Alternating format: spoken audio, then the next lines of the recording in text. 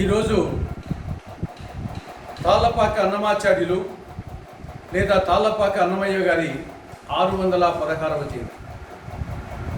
తాళ్ళపాక అన్నమాచార్యులు గొప్ప సంఘ సంస్కర్త, భక్తాగ్రేసరుడు, బహుముఖ ప్రజ్ఞాశాలి, పదకవిత పితామహుడు, తెలుగులో తొలి వాగ్గేయకారుడు.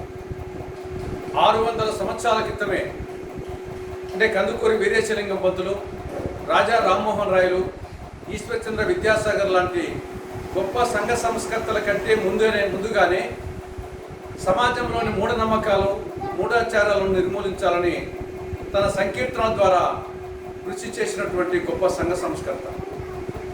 బ్రహ్మమొక్కటే, పరబ్రహ్మమొక్కటే, నిండార రాజు నిద్రించు నిద్రయు ఒకటి, అండనే బంటు నిద్ర అదియును ఒకటి, మెండైన బ్రాహ్మణుడు వెట్టుభూమి ఒకటి, చండాలుడుండేటి సరిభూమి ఒక్కటే అని సామ్యవాద సిద్ధాంతాన్ని 600 సంవత్సరాల క్రితమే ప్రవచించినటువంటి సంఘ సంస్కర్త తాళ్ళపాక అన్నమాచార్యులు.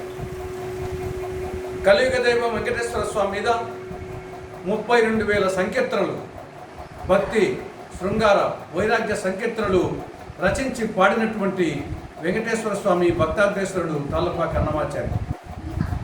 కవులు ఉంటారు, గాయకులు ఉంటారు, స్వరకల్పన చేసేవాళ్ళు ఉంటారు. కానీ ఈ 3 త్రివేణి సంగమం కలిపిన వారినే వాగ్గేయకారులు అంటారు. అటువంటి తెలుగులో తొలి వాగ్గేయకారుడు అన్నమాచార్యుడు. అటు కవిగా రచించాడు, ఇటు గానం చేశాడు, గాయకుడుగా స్వరకల్పన చేశాడు.